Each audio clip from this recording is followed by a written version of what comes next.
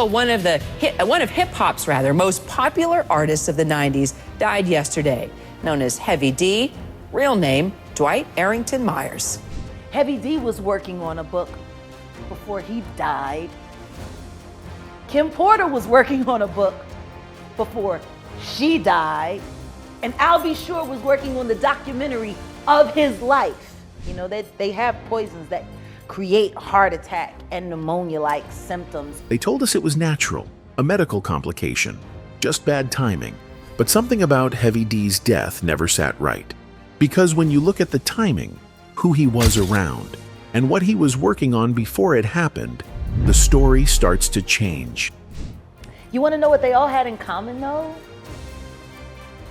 The survivors and the late of Uptown Records, they were all writing tell-all books. He had just stepped back into the spotlight, just given the kind of performance people don't forget. Then, in a matter of days, he was gone. And hip-hop pioneer Heavy D died last night. There were whispers, of course, quiet ones, about pressure, about silence, about the price of stepping away. And suddenly, the people closest to one of music's biggest empires started disappearing until he was the last man standing. Has Puffy ever been in a coma? Has anything happened to him? He must be the luckiest motherfucker, because it seems like everybody that worked at Uptown Records from the very beginning is all gone. Was it all just coincidence? Or is there something else we've all been missing? Something they don't want you to ask about. Something they really don't want you to know. They said it was a pulmonary embolism, a sudden blood clot to the lungs, just a freak medical event after a long flight.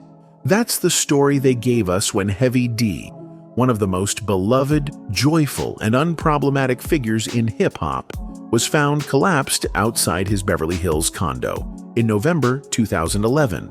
But if you take a closer look at what surrounded his death, the timing, the people, the patterns, that story starts to fall apart. And what's left behind is a trail of secrets, lies, and silence.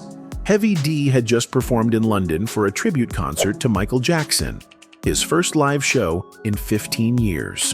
It was meant to be his big comeback, and he was getting love from the fans again. Just weeks earlier, he shut down the BET Hip Hop Awards with a medley of his biggest hits, beaming with joy. The man was smiling, dancing, glowing.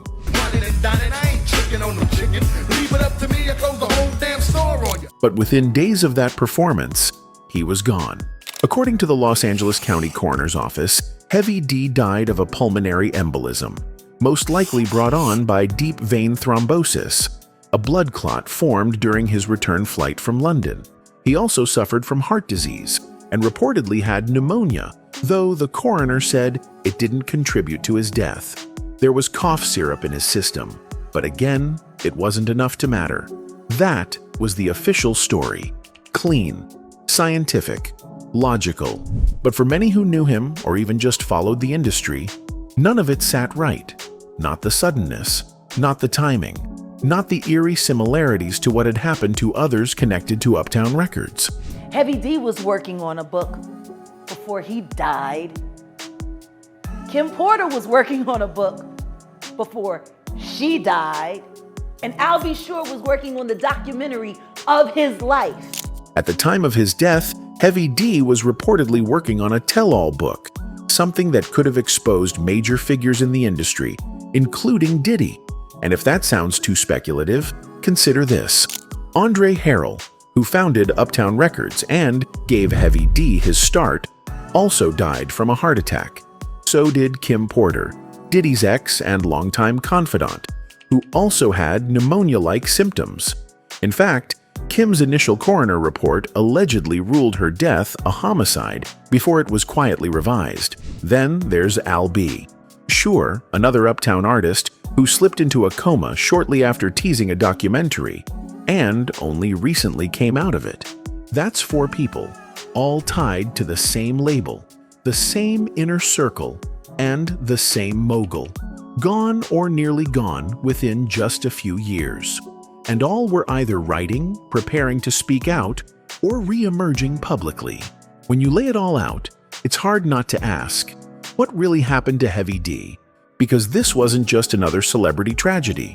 This was a man who'd reinvented himself, who'd cleaned up his life, who had lost over 135 pounds, become a father, stepped into executive leadership, and turned down toxic deals. Even if the money was good, he was careful, selective, focused, and then suddenly, he was gone. Just like that, face down on a walkway, at 44 years old, after a successful show, with new projects lined up, with no history of drug abuse, no warning signs, no health crisis visible to the people closest to him. The official report says it was just his body, but the whispers, especially from insiders, say it might have been something else entirely. And once Jaguar Wright spoke out, those whispers turned into fire. As soon as the news of Heavy D's death broke, the media scrambled to explain it away. A pulmonary embolism, they said. A blood clot triggered by a long flight. But the public wasn't buying it.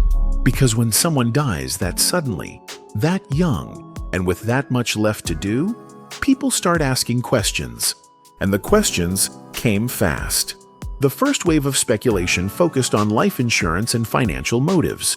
Some insiders whispered that there were undisclosed policies, big ones, and potential beneficiaries who stood to gain a lot if Heavy D were gone. He had assets, royalty streams, a condo in Beverly Hills, and just as important, he had been a powerful name in the business, not just as an artist, but as an executive, the kind who knew where the bodies were buried. Others took the rumors even darker. They believed Heavy D had been poisoned, that the clot wasn't natural, that someone tampered with his health, slipped something into his system that mimicked natural symptoms but left no trail. Jaguar Wright wasn't the only one hinting at it, but she was the loudest, and she made it clear. People like Heavy D didn't just fall over without help, not when they were about to publish books, not when they were ready to tell everything they knew. They have poisons that create heart attack and pneumonia-like symptoms. There were also related theories floating around, likely seeded by those who wanted to discredit his legacy. Rumors that he'd overdosed or collapsed from a hidden addiction. But the toxicology report showed no illegal substances in his system, just some over-the-counter cough syrup. No narcotics, no alcohol, no evidence to back those claims. And yet, the narrative lingered. Some whispered about medical negligence, that when Heavy D collapsed outside his home, help didn't come quickly enough, that emergency services delayed, that the care he received, both before and after the collapse, wasn't up to standard. There was never a full investigation into the response timeline. But when you add that to the other patterns around him, it adds more smoke to a fire that was already growing. And then came the more abstract theories: stress, pressure, and burnout. Some said Heavy D had been pushed too far, that his return to music, his performances, his unfinished book, and the power plays behind the scenes had taken a toll, that the smile he wore on stage masked the exhaustion underneath, that the industry he helped build was now working against him. There were also those who took a completely different angle: gang ties and street retaliation, that maybe, just maybe, Heavy D had reconnected with people from his early days. People who didn't want him to rise again. People who felt abandoned, or betrayed, or silenced. And finally, there were the hidden health issues. Whispers that Heavy D had been keeping medical problems under wraps, that his family, or team, or even he himself had known something was wrong for a while, and chose not to make it public. Maybe out of pride, maybe out of fear, or maybe because he knew the second people saw weakness, they'd use it against him. But what really pushed these theories into overdrive was the pattern, because Heavy D wasn't the only one tied to Uptown Records who died mysteriously. He wasn't the only one close to Diddy who passed away suddenly, and he wasn't the only one writing a book. When you step back, the coincidences stop feeling like coincidences. Because it seems like everybody that worked at Uptown Records from the very beginning. So gone. Heavy D, Kim Porter, Andre Harrell, gone. Al B, sure, nearly gone. All linked by a label, a legacy, and a man who still walks free. Was it the music industry? Was it bad luck? Or was it something deeper, darker, and more intentional? Because from this point forward, it gets harder to ignore the elephant in the room, Diddy. And that's exactly where we're going next. By now, it's impossible to talk about Heavy D's death without mentioning Diddy. Not just because they worked together, not just because they both came up under Uptown Records, but because one name keeps popping up every time someone close to Diddy dies suddenly, and that name is Diddy himself. Let's start with the facts. Heavy D wasn't just an artist under Uptown Records. He was part of the foundation, one of the originals. A big reason the label had credibility and crossover appeal in the late 80s and early 90s. He wasn't just talent, he had influence. He helped shape the label. And when Andre Harrell gave a young intern named Sean Combs a shot in the early 90s, it was Heavy D who reportedly vouched for him. Without Heavy D, there may be no Diddy. That's how deep the roots go. But what happens when the student becomes the master?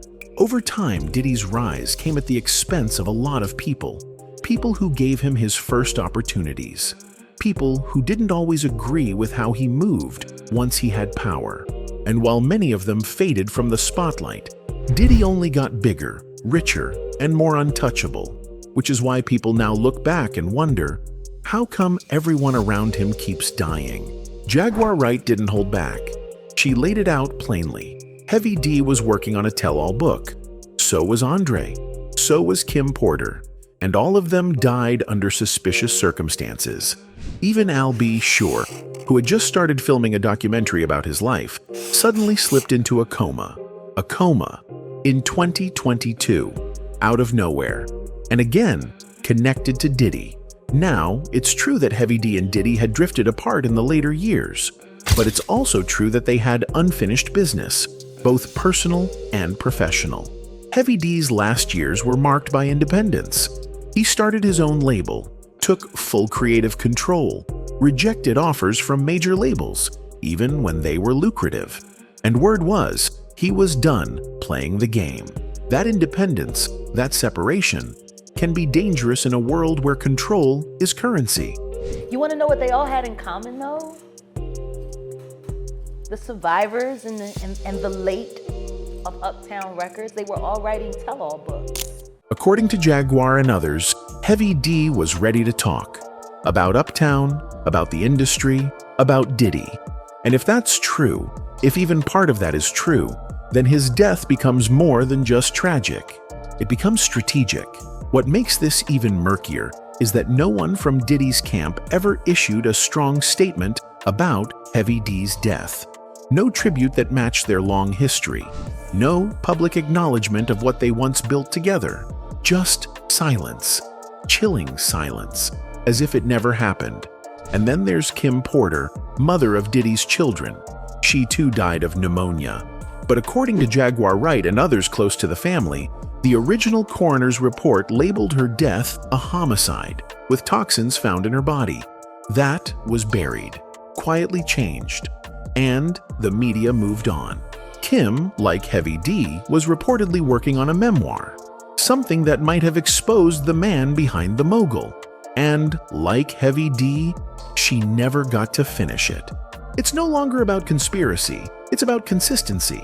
A pattern of people tied to Diddy trying to tell their stories, and dying before they can. And Jaguar's question lingers. Why is it that nothing ever seems to happen to Diddy? He's surrounded by chaos, surrounded by loss, surrounded by people collapsing, disappearing, or vanishing from the spotlight. But he remains untouched, richer than ever, more powerful than ever, throwing parties, hosting award shows, living life like he's invincible. But now, that invincibility is cracking. With recent lawsuits, witness testimonies, and disturbing old clips resurfacing online, the public has started connecting the dots. And the legacy that once felt bulletproof is now under fire. And it's not just the deaths. It's the way people close to Diddy act when they're with him. The stories, the fear, the silence, the pain you can't quite explain, but can't ignore either. Heavy D's death may have been labeled natural, but the web around it is anything but. Long before the rumors, the conspiracies, and the whispers about foul play, Heavy D was building something real, something honest, full of love and positivity. His music was joyful. His lyrics were clean. In an era dominated by street beefs and gangster rap, Heavy D stood out for staying true to himself. Born Dwight Arrington Myers in Jamaica and raised in Mount Vernon, New York, Heavy D wasn't supposed to make it. He wasn't the stereotypical rapper. He wasn't flashy or aggressive. He was warm, fun-loving, and upbeat, and he carried that into his music. His group, Heavy D and the Boys, released 5 studio albums under Uptown Records, making hits like We Got Our Own Thing, Somebody for Me, and Now That We Found Love. 1, 2, tell me what you got. Let me slip my corner side, you slap to hit the jackpot. But Heavy D didn't stop at performing. He made history as the first rapper to become president of a major label, Uptown Records, where he helped launch careers like Jodeci, Soul for Real, and yes, Sean Diddy Combs. He later climbed even higher, becoming a senior vice president at Universal Music. He knew the game from both sides, artist and executive, and that gave him power most artists never get. Then, in 2000, his life changed again. He became a father. His daughter Zaya, born to celebrity chef Antonia LaFaso, became his world. Heavy D shifted his priorities. He focused on his family, lost over 135 pounds, and even started acting. He appeared in TV shows like Boston Public, The Tracy Morgan Show, and Law & Order SVU. He left music behind, not because he failed, but because he outgrew it. He told Consciousness magazine that he had plenty of music sitting in vaults, but he didn't want to release anything unless it met his standards. During this time, his brother Floyd Myers, also his manager, said Heavy D would turn down huge offers if the business deal didn't feel right. But the passion eventually returned. In 2008, he came back with a reggae-inspired album called Vibes, which earned him another Grammy nomination. Then, in September 2011, just months before his death, he released Love Opus under his own independent label, Stride Entertainment. He was finally his own boss again. He even told Billboard, "I'm the captain of my own ship," and he was setting up for a second act, a comeback, performances, books, freedom, until November 8th, 2011, when it all ended on that walkway. But the story didn't stop there, not even close, because what happened after Heavy D's death revealed an entirely different kind of betrayal, one that didn't come from the industry, but from inside his own family. In May 2013, a year and a half after his death, his brother Floyd filed paperwork in court to become executor of Heavy D's estate. Floyd claimed there was a will, dated June 23, 1999, leaving everything to him. Not to Heavy's daughter, not to his parents, just him. And that will? It was signed and notarized. But it was written before Zaya was even born. At first, no one contested it, not even Zaya's mother, Antonia. The family agreed Floyd could handle the estate for now, and that all the money, royalties, pensions, Social Security, would eventually go to Zaya when she came of age. But that's not what happened. Floyd sold the Beverly Hills condo for $1.7 million. After paying off the mortgage and fees, the estate received $140,000.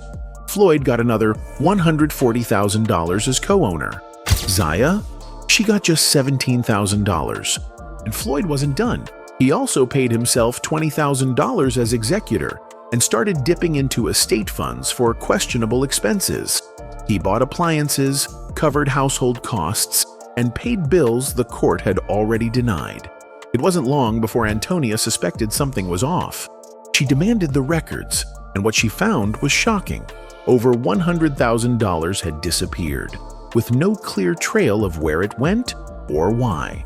Floyd had his hand in the cookie jar, using estate money like it was his own. Even though the condo was split 50-50, he was using 100% of the estate's funds to pay for everything, and not a dime more went to his niece. In March 2020, a judge stepped in. Floyd was removed as executor and ordered to hand over all documents and assets. Antonia was appointed to take over, and now she ensures Zaya receives 100% of her father's royalties and long-term assets. Heavy D's death robbed the world of an icon, but this battle almost robbed his daughter of her future. And all of this, from the suspicious death to the missing money to the silence from those who once praised him, raises one painful, haunting question. Did someone want Heavy D gone not just to silence him, but to take what he left behind? If there's one thing everyone agrees on, it's this. Heavy D didn't look like a man about to die. In fact, he looked better than he had in years. Leaner, happier, more confident. After nearly a decade away from music, he had returned to the stage with something to prove, and something still to say. In October 2011, just 1 month before his death, Heavy D gave what would become his final performance, a high-energy medley at the BET Hip Hop Awards. For many fans, it was like seeing a long-lost friend come home. He smiled, danced, rapped. He owned the stage like no time had passed. A few weeks earlier, he had traveled to London to perform at a Michael Jackson tribute concert. It was a huge moment, an international spotlight. He was doing press. He was in talks for new projects. He was building something again. Then came the return flight. Doctors say that long flights can increase the risk of deep vein thrombosis, and that's what the coroner listed as the cause of his pulmonary embolism. But people close to Heavy D weren't convinced. He'd been active, careful, focused on health, and he was surrounded by projects that never got finished, like his book. On November 8, 2011, Heavy D collapsed outside his Beverly Hills condo. He was rushed to Cedars-Sinai Medical Center, where he was pronounced dead, just like that, gone at 44. But the real heartbreak came not just from the loss, but the silence that followed. No industry tribute, no justice for the shady estate management, no final words from the people who owed him everything, including Diddy. So maybe this wasn't just a man dying early. Maybe it was a man being erased quietly, like so many others who tried to speak out, who tried to take back control, who wanted to leave behind more than music, but truth. And truth always makes somebody uncomfortable. Anyway, that's it for this video, folks. Bye.